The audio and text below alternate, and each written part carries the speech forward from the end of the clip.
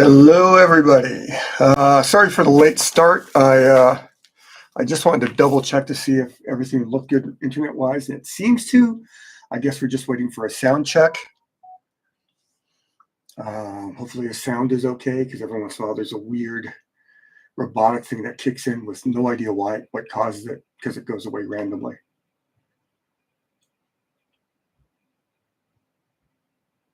Oop, oop, oop.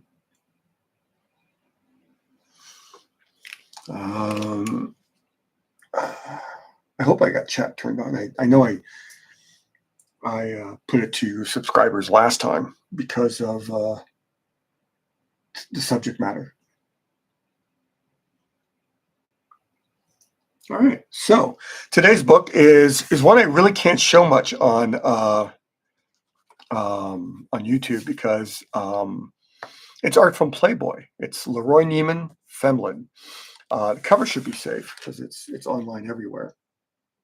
And these are the drawings that Leroy Neiman was famous for doing in the pages of Playboy magazine when I was too young to get the magazine. But I got it anyway because that's what we did in the 80s.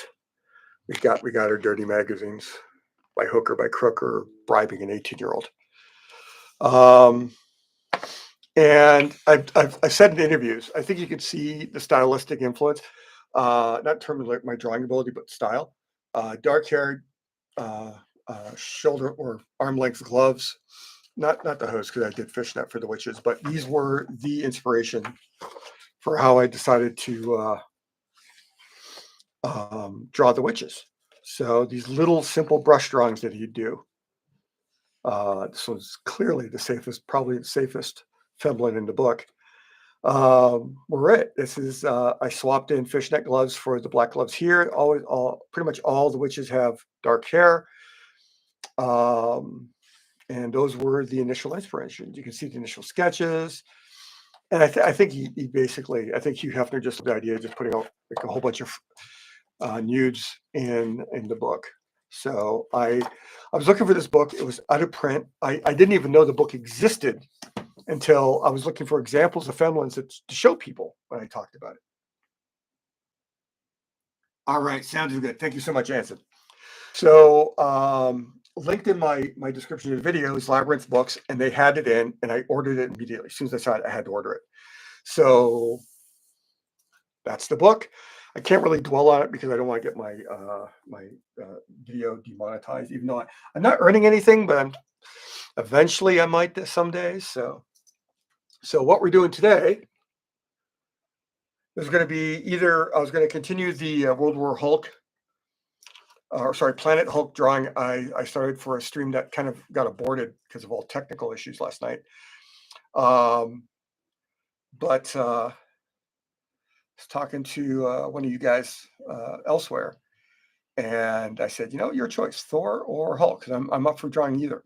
Although honestly, I wish earlier today I realized today was the 31st anniversary of Hellboy, because then today would have been a Hellboy day. So, but so what I did today is yeah, you know what? I'm going to be drawing a number of the Avengers. I think I posted this on Bluesky, showing examples of generally the style I'm going to be doing with all the Avengers, like World War II, Cap. I think I'm going to draw them hanging around with some Canadian soldiers, which is really appropriate considering the times. Yeah, we'll do Planet Hulk. I'm not sure which Iron Man I'm going to do yet. Generally, I like when I draw Iron Man, I kind of like drawing with the suit kicked out of it, if you know what I mean. Yeah, so it's like Thor, Hulk, Iron Man, Cap, those core Avengers. I'm on the fence about either Hawkeye, Vision, or Beast. Not right now. I'm not feeling many of the women Avengers right now. She-Hulk could be, but I don't know. I think I'm leaning more towards doing a just as vigorously violent imagery with Storm as with Thor here. I might even do Storm as Thunder God, which I think would be a nice touch because I have essentially 2 Thor pieces but 1 Storm piece. I almost did the Jane Foster Thor, but I figured that's almost too niche. So yeah, so it's all penciled, converted to blue line. He's on some sort of weird mountainy rocky thing here. Lightning's hitting some very faint line work here to establish the value.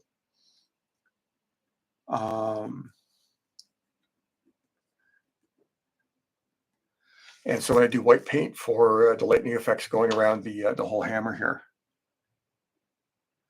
that's going to work even better. So let's get to the thing that I always immediately, vision's good. Yeah, vision would be good. I don't think I've ever drawn the vision before, but some people are already pushing. I mean, time's limited. I have to turn in all the work by April, mid-April, I believe, and then the comic art fans. If you're not familiar, it's actually it's really for fans of original comic art covers and interiors and stuff. And they have a website called Comic Art Fans, and they're going to be hosting an online sale on YouTube of basically an interview and talk about the work. It's going to have these pieces. I'm doing these specifically because the people at Comic Art Fans are real Marvel heads, and which I'm cool with. I mean, I have a lot of affection for Marvel growing up. Not really what you would call a current reader of Marvel. I think the last stuff I was buying from Marvel was, I heard good things of Philip Taylor Johnson. He's a vet who's writing Hell Riders, the World War II thing. I'm hearing good things of that, so I'll probably pick that up in trade. But I was reading more stuff when Jim Zub was doing a lot of stuff there, partly because he's a friend, possibly because I just love the way he constructs his story. So he's really solid.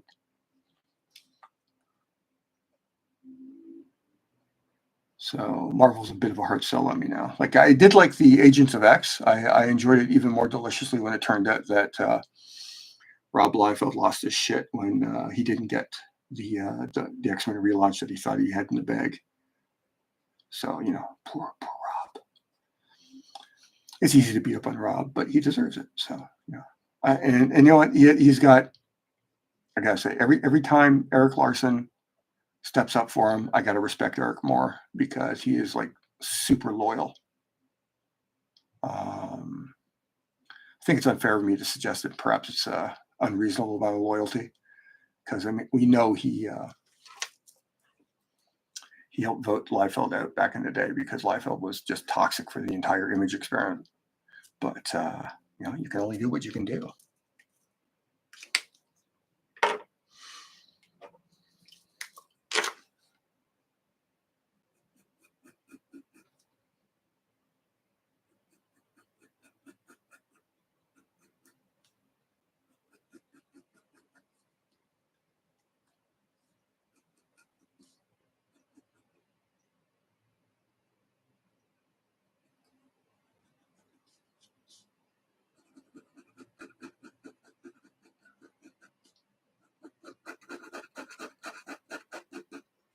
Trying to get the values in here. Oh, here we go. Got to take my glasses off so I can read my laptop. Yeah, I mean, yeah, I gotta say, it's Kirby's Thor that made me realize how well he could actually draw. A lot of people of my generation grew up thinking Kirby just was all that insanely stylized stuff for like superpowers, and his later DC Hungry Dogs work. But looking at his Thor stuff, I mean, there was some beautiful, beautiful drawing in that was just floored me. I think it was in the first reprint that my local comic shop had gotten, because I just didn't see any of it before. I think there's periods where the inking in Thor was just really terrible, but the drawing was solid. Yeah, Tales from Asgard. That's exactly what I'm thinking about. It was a reprint of that. Yeah, I can't let go of. I mean, sometimes I wish I drew like Topi, like super stylized with like really cool, crazy distortions and everything. But I'm limited by my internal vision, unfortunately. Trying to get that uplight implied in the shadows here, so it's still like a dark face and everything.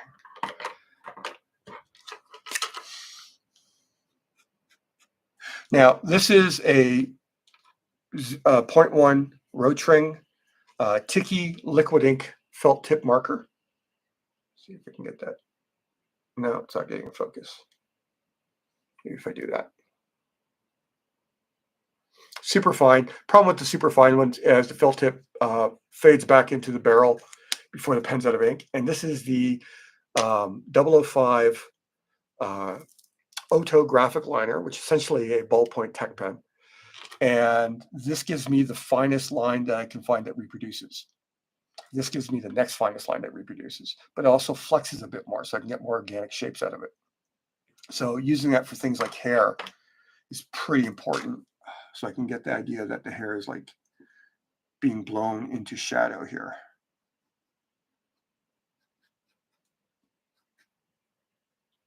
And I gotta have that disc on his chest, a little bit of shadow.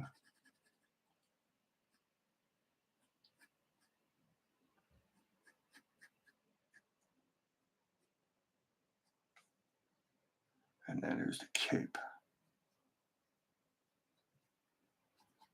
With all the details blown out really, really intensely.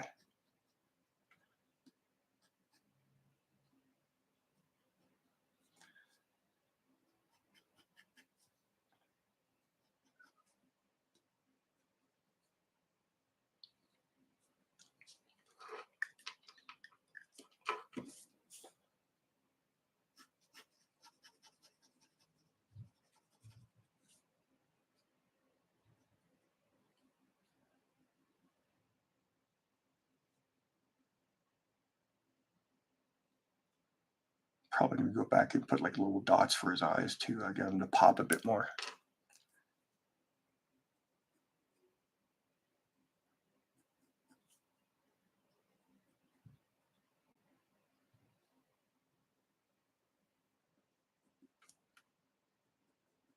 And as always, I spend more time on the face just at the start because if I screw it up, then it's the first thing I can do when I reopen the file and print it out in blue again. And this is one of the main reasons why I switched to taking my pencils, as loose as they are, taking my pencils and printing them in light blue. First off, it reduces the wear of eraser and hand oil on the paper, which is never good. And but also on top of that, if I screw up, yeah, it takes time, but it's much faster than redrawing something that I just destroyed in the inks.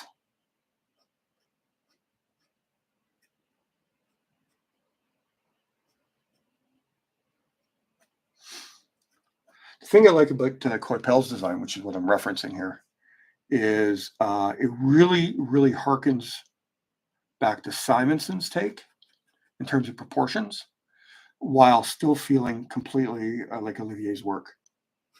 It's hard not to appreciate someone who can master that like that. And I gotta say, I know people who don't like his work, which always freaks me out. But I find that apparently it's a lot of people who didn't like his earlier DC work, and nothing you can do about that. And they just haven't developed a taste for it since, which is fair.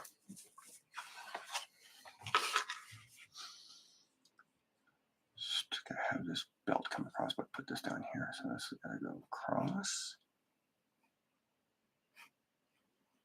down, around. There we go.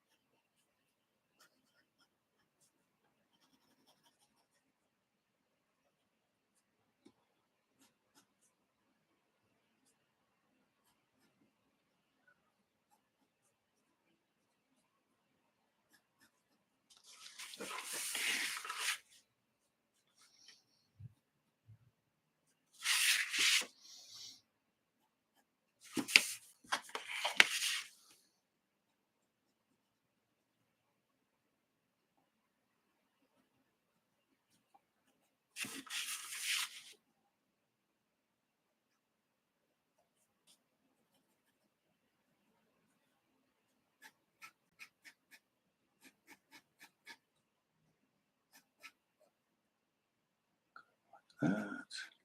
sorry, just visually casting shadows from the lightning from mostly behind, but some of it's going to be streaking around. So there's going to be some shadows coming around through there.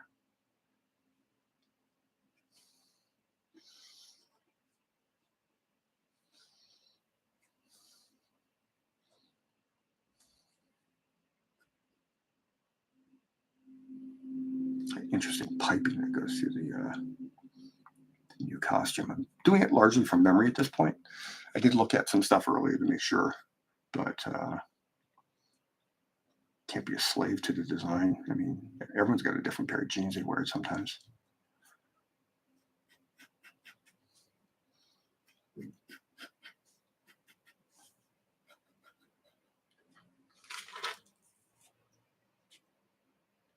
It's pretty nice and dark.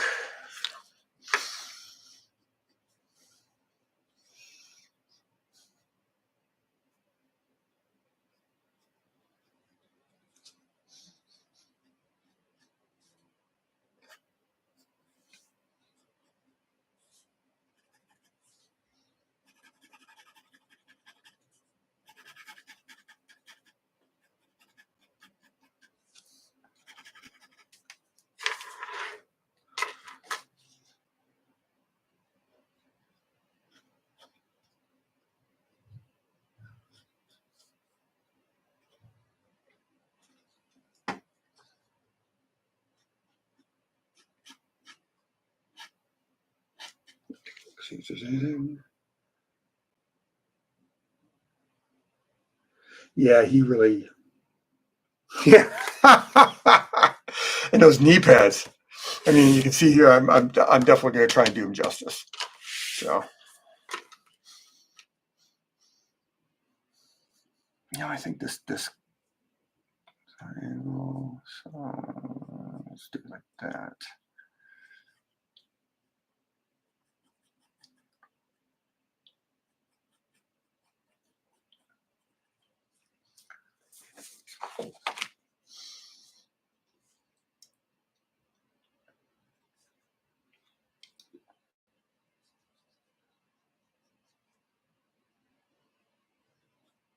I'm freehanding. I should have used my ellipse template, but there's going to be so much shadow and lighting effects, and right in here, I don't have to be that precise. I can be a little sloppy because the slop is actually going to feed into the drawing, if that makes sense to fine folk. And so I'm going to do a shine on the belt here.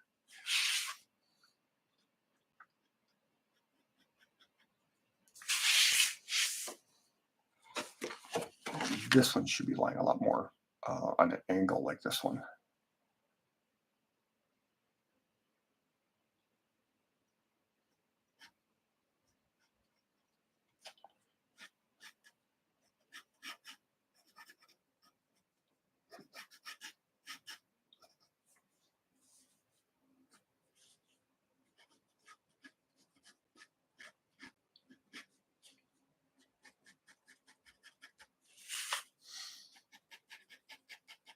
A lot of people don't realize that Vinnie Coletta, when he was young and competing back in the 50s and 60s, he was a Toth clone.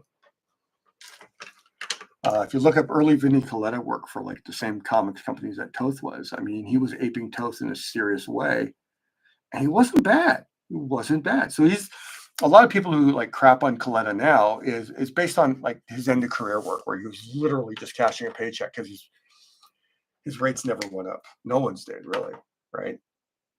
And but there he was doing some astoundingly good, somewhat derivative comic work. It was pretty impressive. Spots and blacks in there. It's gonna be darker. That's gonna be darker. Let's get that in there. Belt that.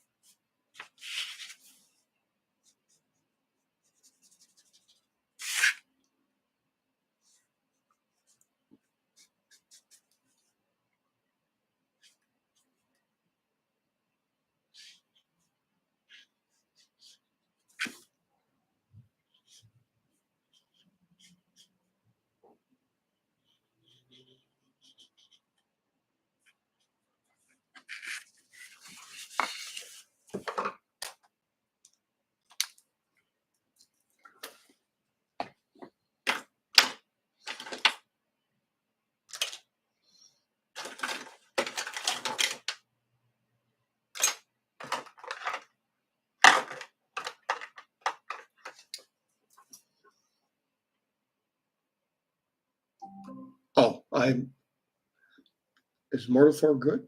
Yeah. Oh yeah, yeah, yeah. That Thor Hercules cover is a classic. Well, thanks so much, Maurice. I really like that. Well, I have to think that probably some person is going to be happy with it over on Comic Art Fans. So that is more than enough for me.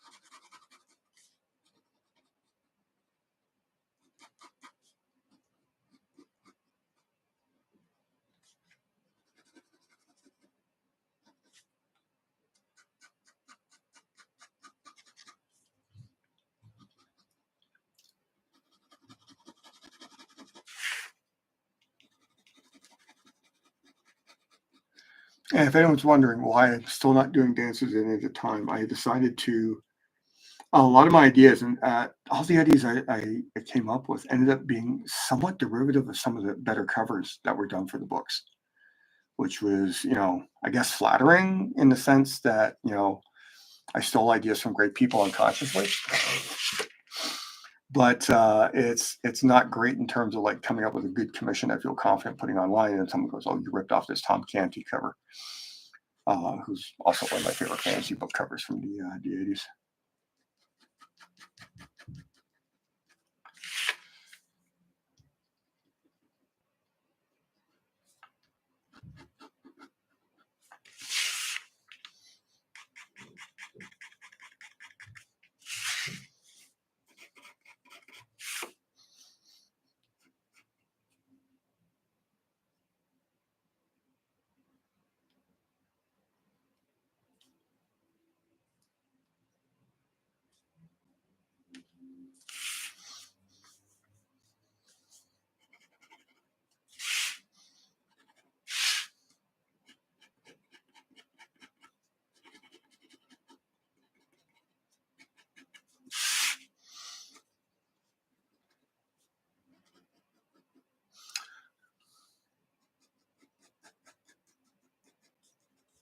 I'm thinking out loud that I might add some rain to this piece too. So there'd be some swirling rain and lightning going around, which might make this a little more visually chaotic than I intended to when I started it, but I think it might make it just pop all the much more.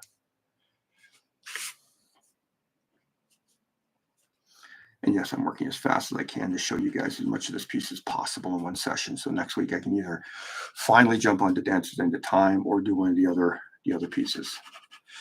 I had a few people quite upset that I did the Toxic Avenger Jesus work online last week. And one person said they were going to report it, which, since I haven't heard anything from YouTube, makes me think that YouTube doesn't care, but it feels like that's a gamble I don't want to take too often, which is unfortunate because, I mean, Toxic Avenger is all over YouTube. So it seems weird that they would be upset at my doing Toxic Avenger, wink, wink, nudge, nudge. Like that's what they're upset with.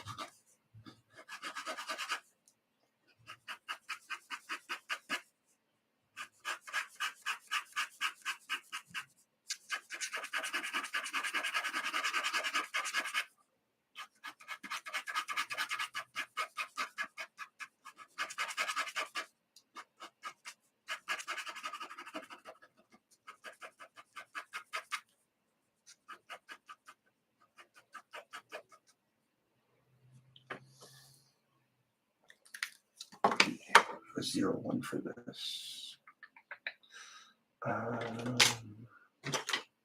Here we go. Perfect. Of course, I pick one that might be dead. Try this on a separate piece of paper. Oh, this one's starting. Oh, okay. Maybe there's some line in here.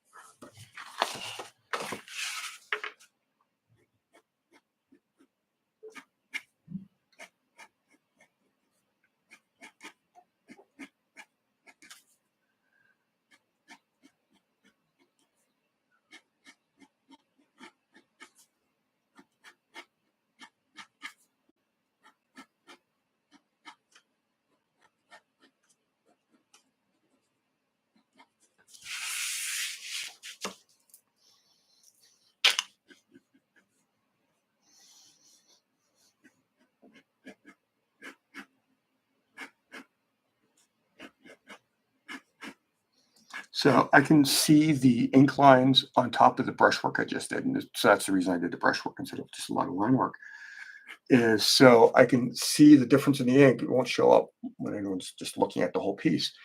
But when I do the lines, the edges of those little metal plates in his weirdly metal body tight armor, they'll pop nicely and they'll actually show the form better.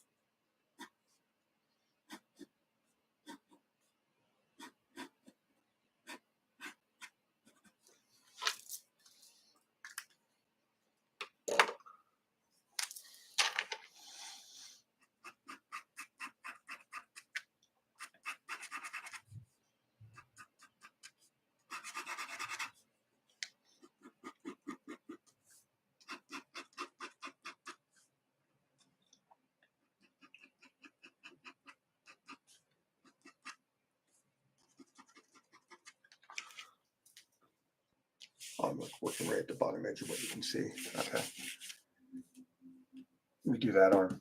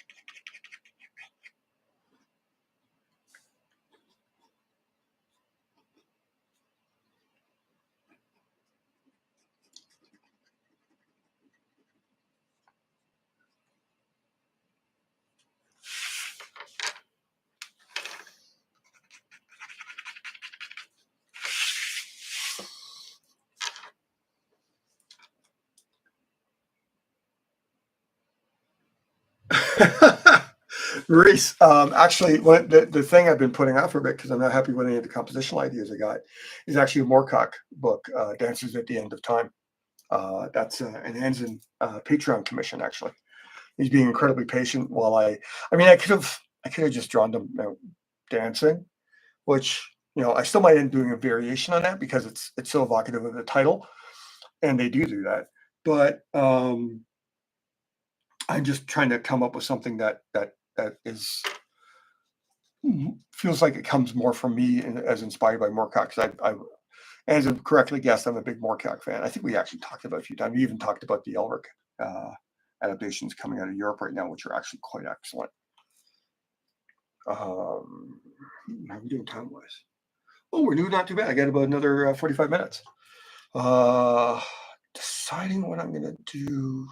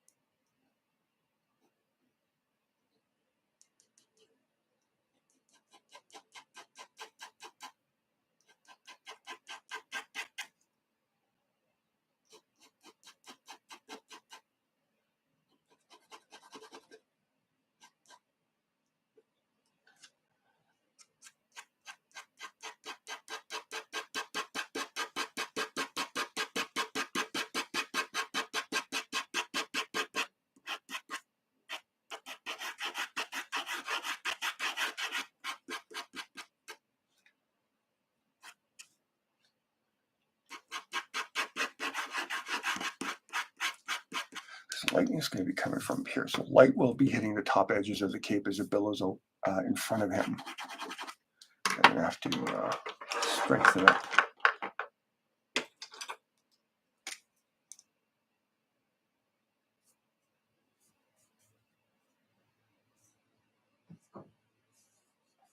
Some of the darks here so we really get the sense of the contours in the cape.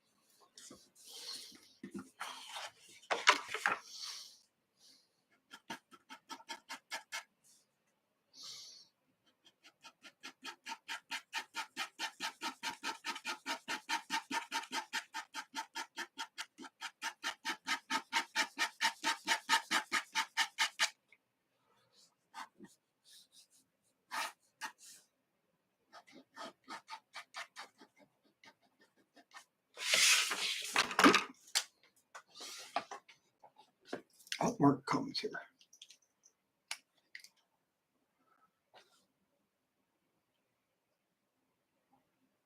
I'd like, if they turned around and said, "Hey, do you want to do quorum?" I would put all my creator and projects off on hold to do the quorum, at least the first few books of quorum. Um,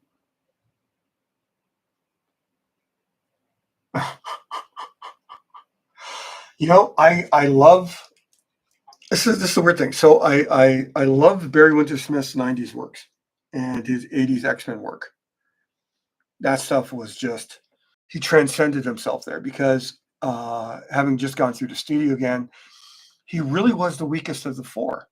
Um, I, I I know he was the rock star because of Conan and everything, but I mean Muth, sorry, not Muth, Jeffrey Jones, Jeffrey Jones, Kaluta, and Wrightson all could outdraw Barry Windsor Smith unless he had photo reference. Um, and that's not. I mean, we're talking about serious heavyweight, artists, right? So it's no shame to not be as good as some of the best in the industry when you're also one of the best in the industry. But what he did in the '80s and '90s, like with Love, Death, Life, Death, and the Wolverine one issue of X-Men with the Power Pack Girl, Wounded Wolf. Um, there was an issue with Rogue and Rom, I think. Just beautiful, beautiful stuff. And then his X-Men 2020 stuff, which we're using Persona, like he was just gearing up. And then he did all that beautiful stuff in the '90s, and it was the best work of his career. Um, there's no doubt to my mind that his peak was the '90s, and the superstar status he got from the work he did at Valiant was very deserved. I mean, his work on those double spreads on Solar and Archer and Armstrong, just beautiful, beautiful stuff. Um, so I hope it's not considered an insult to say he's great, but I've never been a fan of his Conan work. It was just so crude compared to what he was able to do later. Had I grown up at the time, I probably would have been a fan. I have no doubt about that. But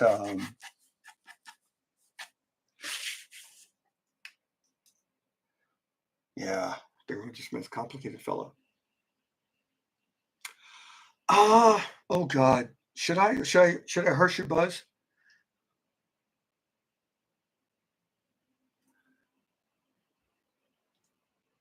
Yeah, I know. And honestly, Barry Windsor Smith, even when in his prime, his women were kind of terrible.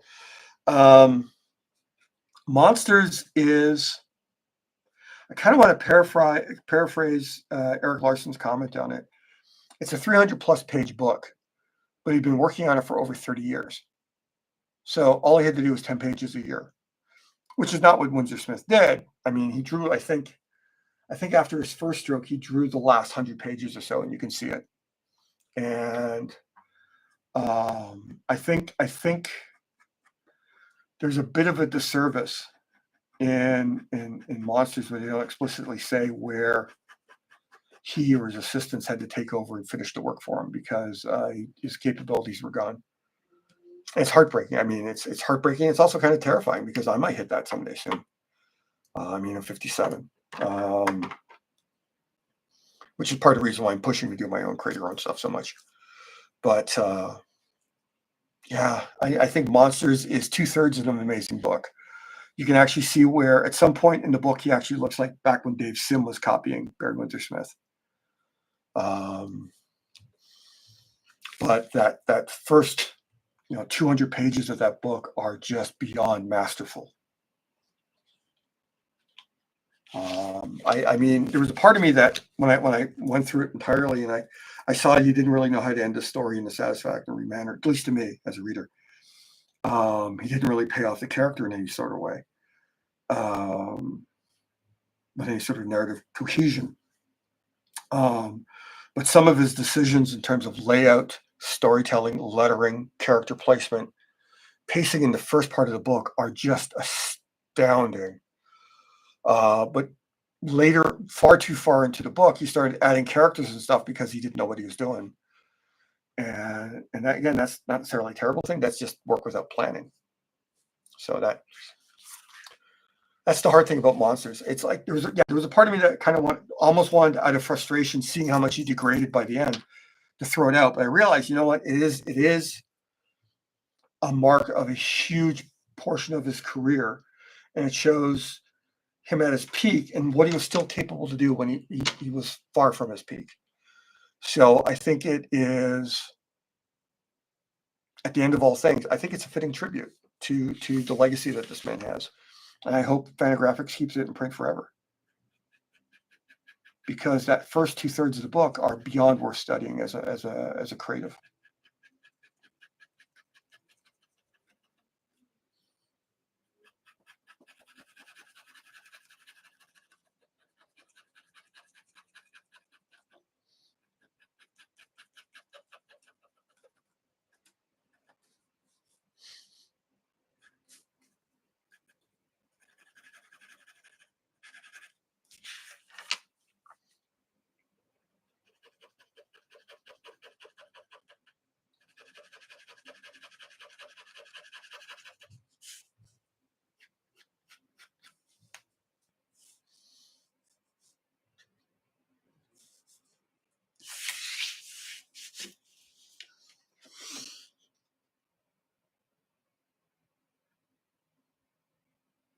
Um, okay, so the tie back to the part of the book, yes, that's effective. But I'm thinking specifically that weird Jeep trip through the woods, which was so it was building up to something and then it went nowhere. And that felt like that was going to be a key component of the ending. But as a reader, I felt that Barry didn't know how to pay it off, and so he just had to kind of like crash. So the monster going back to the house and then dying there, where essentially his idea of his mother died, that was a beautiful element. But he kind of stepped on it with all the weird confusing elements surrounding it. Not that I was, how to put this. He unnecessarily confused and complicated, to my mind, the narrative by adding these things that didn't actually matter to the overall story. So yeah, so it's still a book I treasure, but some of his other Fantagraphics books, I got his Young God stuff, which is cute. There's some really good work in there. There's some kind of forgetful work in there. I really regret never finding a copy of Ad Astra in Africa. That's his repurposing the Storm Last Life Death story into Ad Astra. His New Gods or Young Gods? Young Gods.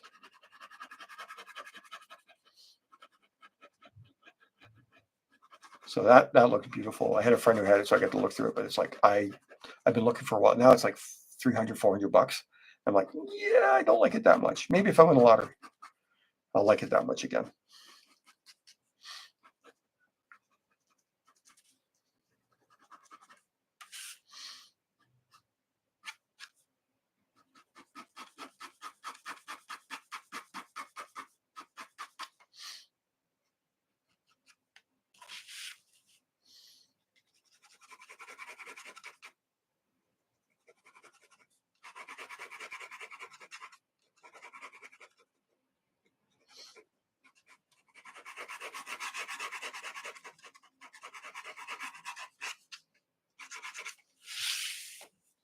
Are we doing almost 8? All right, cool. I don't think Bill Mantlo accidentally took it. I think Bill Mantlo intentionally took it, but thought because it was for Marvel he could. I agree with you. Had they let Barry do his Hulk story, it would have forced to have been have a tighter focus to the whole narrative. Although I have to say it's a superhero story, so they wouldn't have been able to. He wouldn't have been able to end it as permanently as he ended Monsters. So that would have evaded him. But I think he probably would have ended up creating a Marvel book that would also be talked about. Like, I mean, like just like Lone Wolf and Life Death. I absolutely convinced that everything that Barry was doing at that era would have just stood the test of time in a way that a lot of other comics didn't. So yeah, I there's a part of me that kind of wishes that Bill Mantlo said, let me pick up after Barry's done with it, instead of saying, well, it's Marvel, I can do it. Not much you can do about that, I guess. It's hindsight. I don't really like playing speculation games for the most part because it's kind of depressing. Like you think about what if DC actually treated Alan Moore with respect from the entirety of it. Then we'd go, oh, we get so much Alan Moore work. And it's like, well, then we wouldn't get League of Extraordinary Gentlemen. We wouldn't get America's Best Comics. I love Tom Strong. There's a whole bunch of stuff we wouldn't have gotten without that stuff. Okay, I don't know if people are here to watch me do legs. So I think what I might do is finish the cape in here in the hand, and then I'm going to start dealing with all the lightning effects so you guys can see some of those fireworks. Oh, top 10, Supreme, yes. The Awesome Comics. Yeah, that stuff was... You got to love people who are willing to give Alan Moore the license to do whatever the hell he wants, because he did beautiful stuff. I mean, I liked even like The Killing Jar, which a lot of people, I think, were underwhelmed with. I think it holds up. I think Zarate's work holds up really nicely.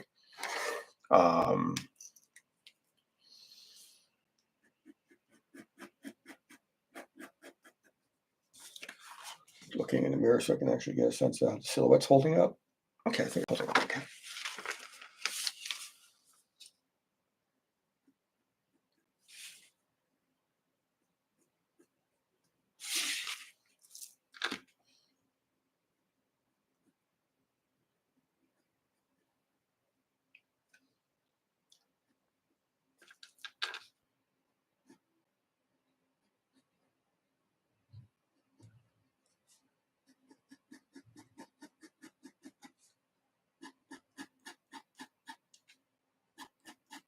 I give Thor big, thick fingers.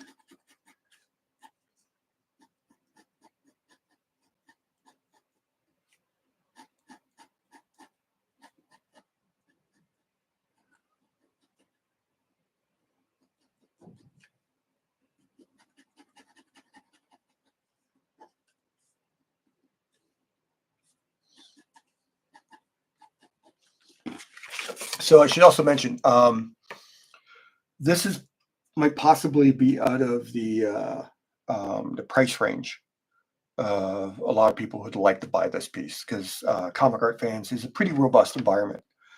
Right now on my Patreon, there is one slot for the 11x17 cover quality like this commission.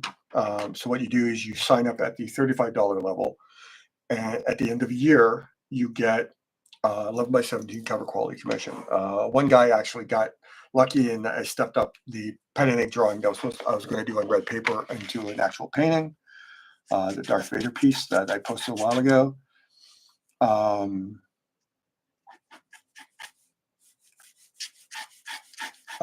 There's a dance at the end of time I'm still fighting with, but it's because I'm willing to let everything go crazy for it. Yeah, so there's one slot left open. If anyone's interested, and it's essentially cheaper than paying full price, of course, on my art shop, because I still get people to buy stuff like that. But at $35 a month, at the end of the year, it's like $350. Sorry, $420, and for something I usually charge $600 for. So it's what you call it's a bargain, yeah. And I just feel that it's one of the perks of like offering a thing like a Patreon. If I can give my supporters an offer that I can't otherwise give, then it becomes more worthwhile. Of the people who took the initial 3 slots, all of them kept them, which is wonderful. I feel that's more of an endorsement of me than anything else I could say.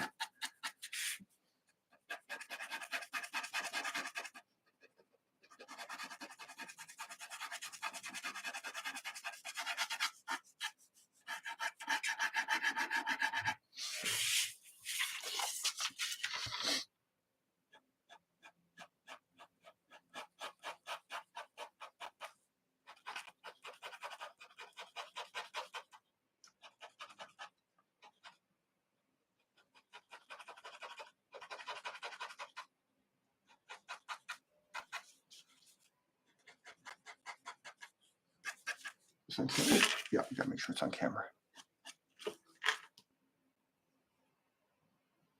Yes, yes. I think the rights are a mess because I think Liefeld sold a bunch of stuff, and because he was whining about it a little while ago about how he sold it and feels it was stolen from him. Kind of like, he pawned his favorite guitar at a pawn shop, then is enraged because the pawn shop went and let someone buy the guitar when he thought they were just going to hold it for him, like a loan or something.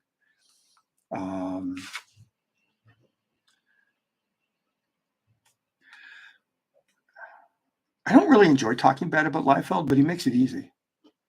In fact, I really bought into his whole redemption arc a while ago, where he was being nice and talking to fans and everything before he went back into asshole mode. I mean, he was so nice. At one point, I was talking with my friends Ben Temple-Smith and Justin Jordan. We wanted to do Lobo at DC, but we knew there was like a list longer than anyone's arm to do Lobo at DC. And solidify these lines, this black here to make sure he pops better. Probably go in with a heavier line after.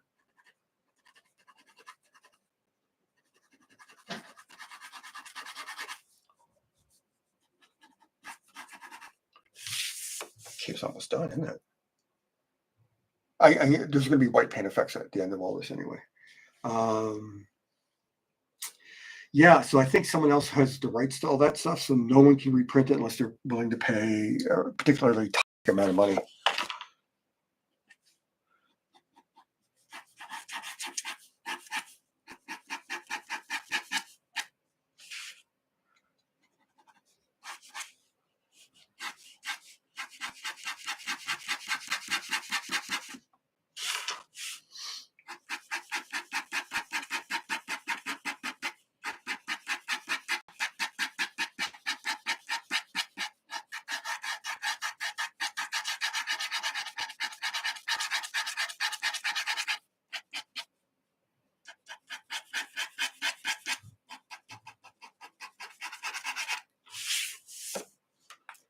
Okay, I'm going to leave the bottom half. So it's all rocks, my signature, and boots.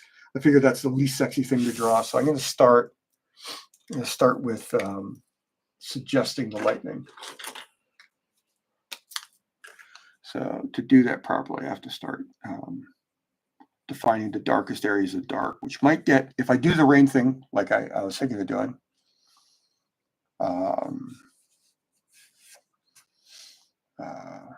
shape doesn't make sense, but it's there.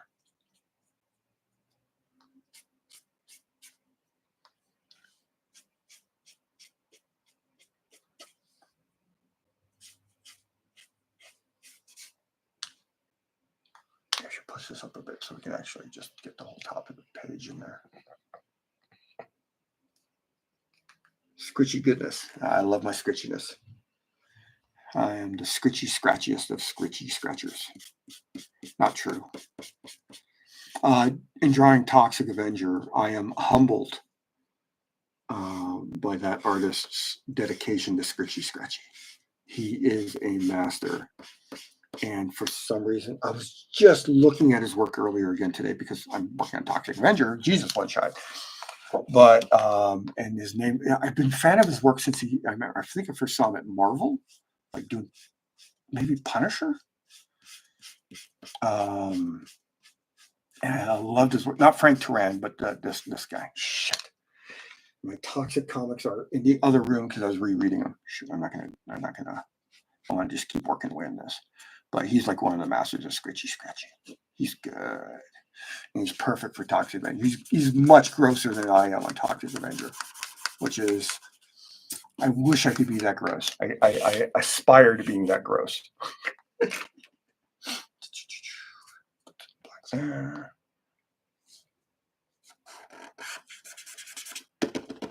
God, I love these markers. What's weird, if they had India ink,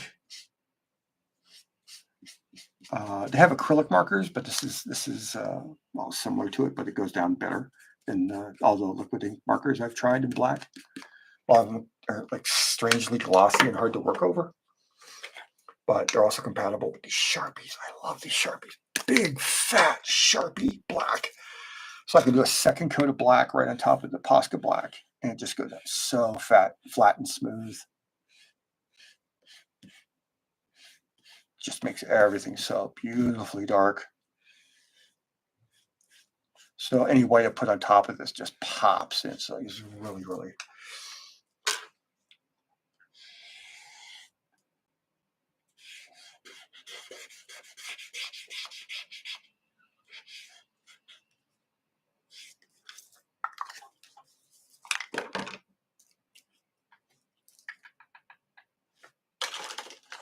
For another slightly finer Posca that I know is floating around here.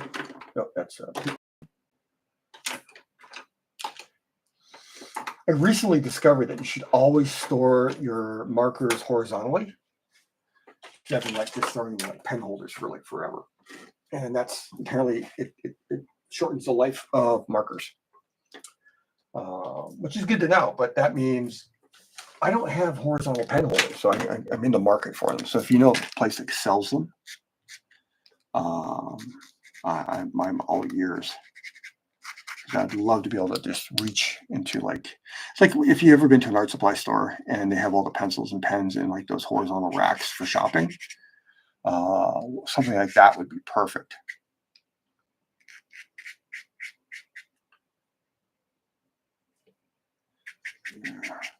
Yeah.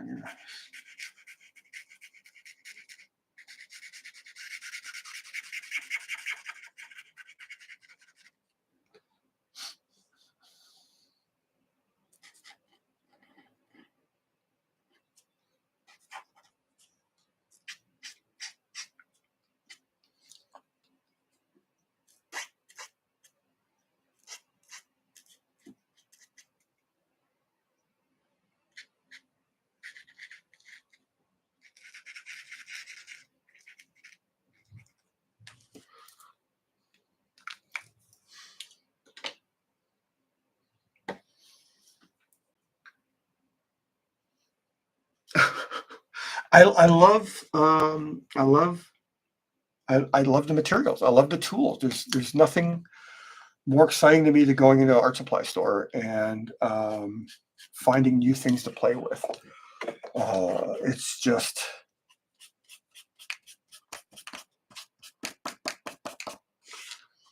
it's the best thing ever when you find a new tool that you want to use. Especially considering the tragedy of the tools I loved using that are no longer being made.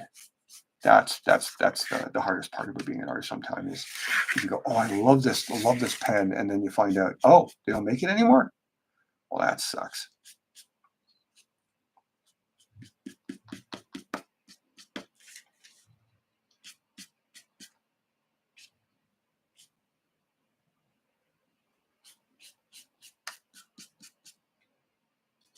I do need to have more energetic strokes, but my I don't want to be drawing right over the top of the page.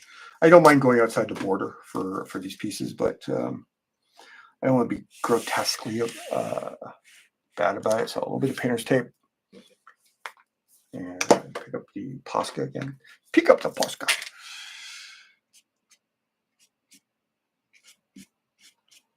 This is going to be white paint like crazy.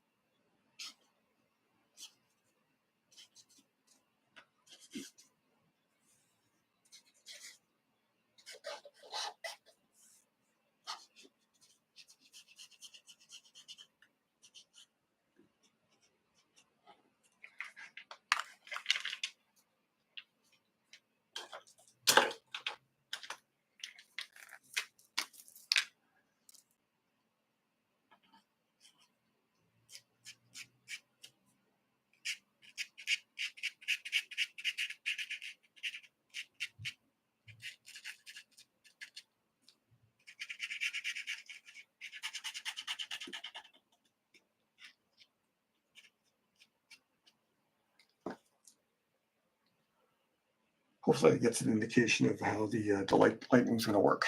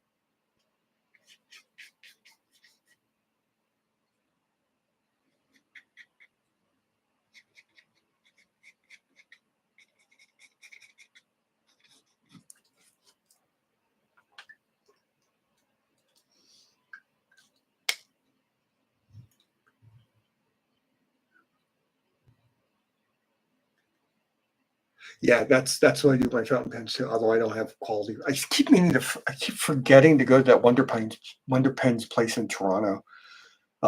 Those health issues I was having all through the end of last year and into this year really messed with everything I wanted to do, and now I'm playing catch up constantly. It seems so. Yeah, soon. So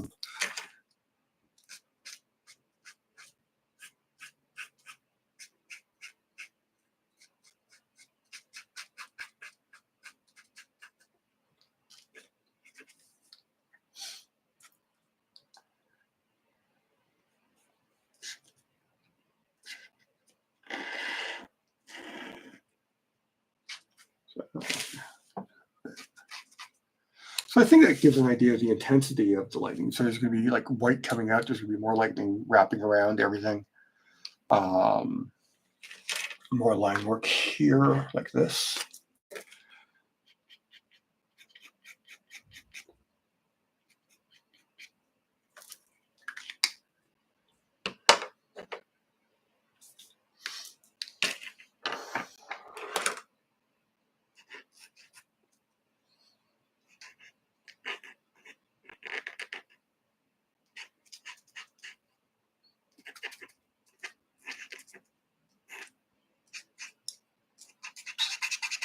Tape there a bit there. I can paint it out with white paint.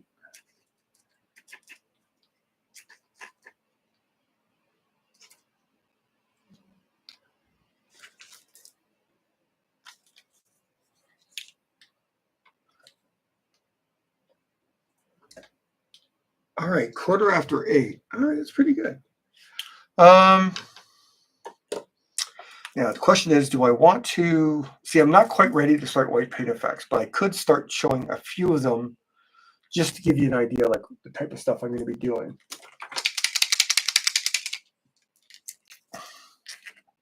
Well, make sure there's no weird buildup of paint on the I gotta clean that tip. Let me grab a different one. That's a Liquitex. That's an emergency. The Posca is not as opaque as this acrylic one. Oh, there it is. There it is.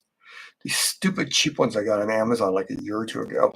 Somehow their white works really well for me here. I should die on me just before I use it. It takes me forever to restart them.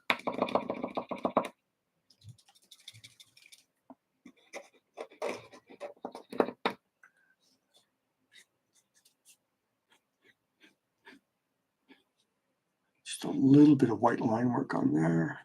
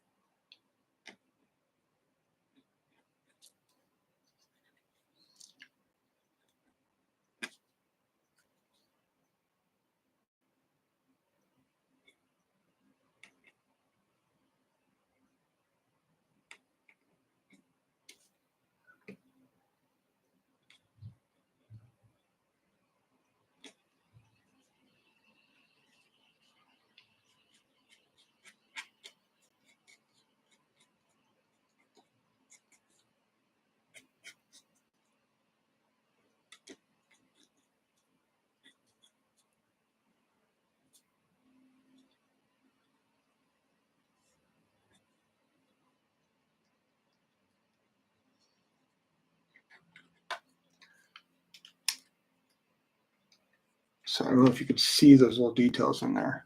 Probably a little heavier than I wanted them to be, but I can easily thin those down a bit to this way.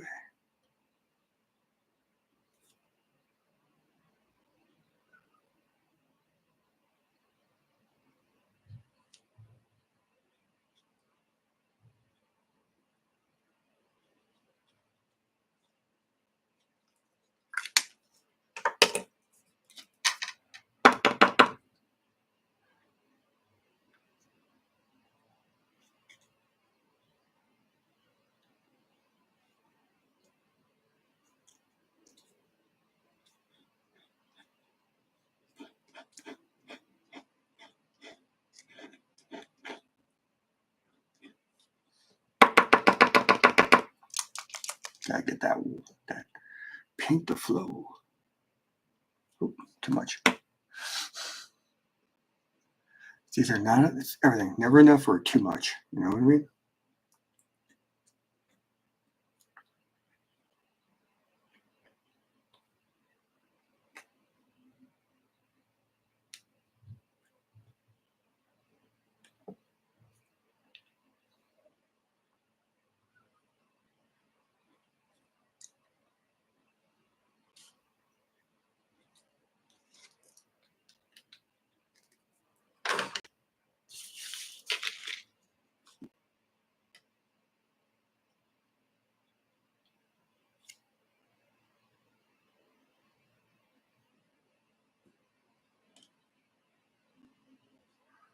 Every time I start doing Thor's armor, I always go, I should draw Colossus again.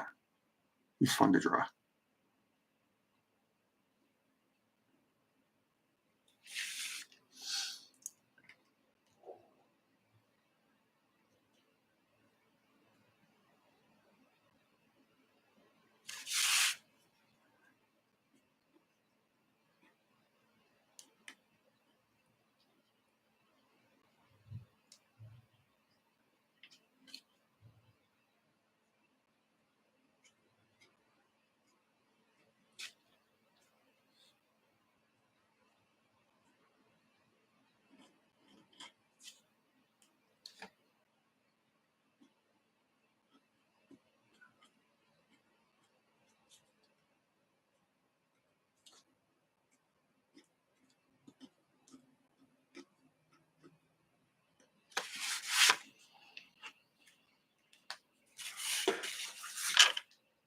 So I guess the idea of the arm across there.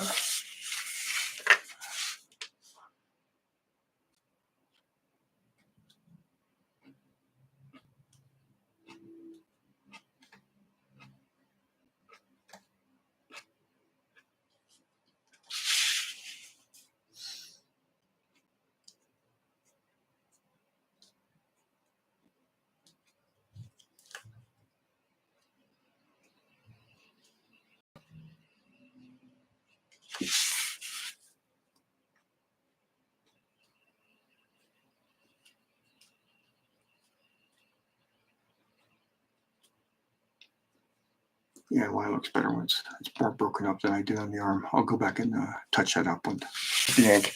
It's too uniform. It flattens the form. So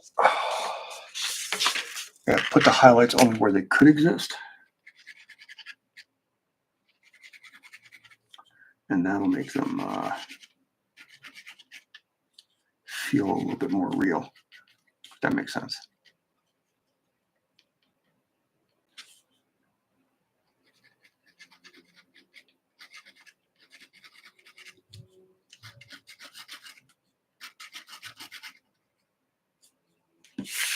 Yeah, that already looks better. Push that back down, like that. Yeah, I like that a lot better.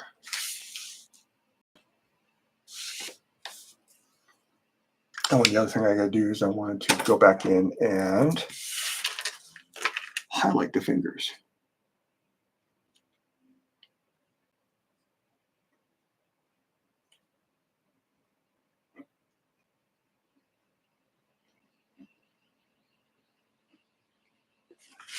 Okay, here's how. All right, we're at 8:24. This is where I usually do the little preamble or post-amble or ramble, amble, spamble. All right, so I will finish this week. Again, this is for the Comic Art Fans live event in mid-May. If you want to follow me during the week, you can always find me on Instagram, which is my most popular platform right now, but I'm increasingly putting everything over on Bluesky. If you want to see everything I do, if you know me at all, you know I do a lot of nude and erotic work. That can't get posted to public socials, so that gets exclusively on my Patreon. Although honestly, there hasn't been a lot of that lately because I've been so swamped with all the work. Yeah, so there's my Patreon, Instagram, and Bluesky. I used to participate more heavily in Kara, but it feels like it's not working for me. It feels like it's good for the people who enjoy it, but it's just not doing it for me. So I've kind of like abandoned Kara, at least for now. I might go back. Yeah. So please check out the links if you want to buy any like artboard. I use Eon artboards. I buy a lot of my concept art books from Labyrinth Books here in Canada. I'm not sure who a comparative book dealer in the US would be. They sell a lot of concept and art books and animation books and stuff like that. Great stuff. Yeah, so that's pretty much everything. I had a really good time. I think I'm past the halfway point on this because everything else is almost all special effects and a little bit of rendering the legs, which are almost going to go into black because the light source is behind them. And I got to do a lot of white paint and splatter stuff here. Oh, and yeah, I've heard of Adolescence. What I'm doing is like with Severance, I waited till the second season of Severance to end for me to start watching it because if I get carried away and I want to keep watching it, I want to keep watching it. I don't want to have to wait a week. So Adolescence is apparently amazing, really well acted, really well written. So I got to see that. PDP.